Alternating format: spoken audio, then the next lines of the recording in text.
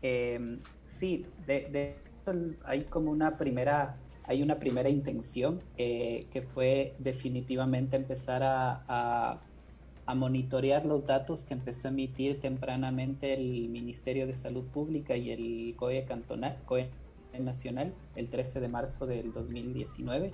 Esto es 15 días después de que se confirmó el primer caso de COVID. Y en ese sentido, básicamente, hemos venido haciéndolo diariamente desde el 13 de marzo, digitando la información. Es penoso que a la fecha no hay una base de datos pública descargable que permita a cualquier persona revisar cómo están los datos y hacer análisis. Creo que esa es la primera gran constatación.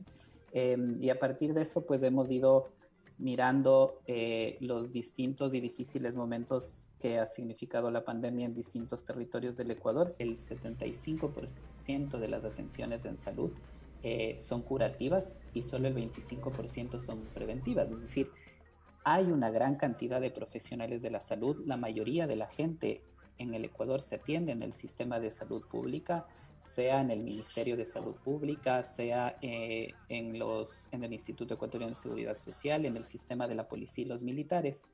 Pero lo que en la práctica sí está sucediendo es que la mayoría se dedican a curar personas que llegan enfermas a los centros de salud, a los hospitales de primer nivel o a los hospitales especializados. En cambio, y además complejizado, digamos, agravado por el ajuste neoliberal estructural y el despido de funcionarios públicos, el primer nivel de salud, que debería ser el preventivo, donde están los epidemiólogos, donde están los médicos del barrio, donde están eh, estos profesionales de la salud pública que van al territorio para bajar los riesgos y las exposiciones a ciertas enfermedades, básicamente se había desmantelado y el porcentaje de médicos, epidemiólogos, infectólogos, médicos del barrio es bajísimo en comparación con los profesionales del sector curativo de la salud. Hay un sistema de salud pública que ha colapsado, pero al Estado no le interesa fortalecer el sistema público.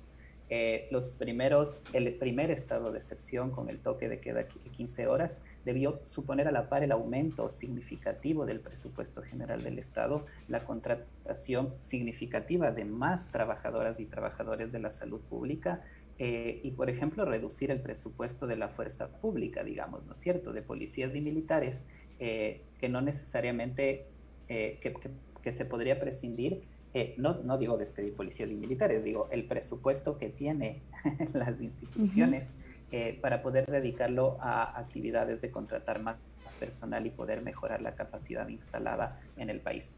¿Por qué es relevante esto? Porque se pagó deuda externa, por ejemplo, se sigue sin controlar, por ejemplo, la fuga de capitales en medio de la crisis. No hay medidas adecuadas que impidan que capitales salgan y se vayan al exterior, complejizando más la economía. La evasión tributaria, por ejemplo, sigue siendo algo de lo que los grupos económicos se siguen favoreciendo.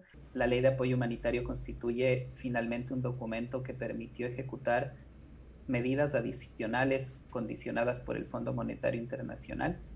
Digamos, es aprovecharse del estado de emergencia sanitaria que es real, es irrefutable decir que no hay una emergencia sanitaria y ameritaba un ordenamiento extraordinario capaz de enfrentarla, pero se ha aprovechado eso para, con el argumento de esa emergencia sanitaria, implementar nuevas condiciones del fondo.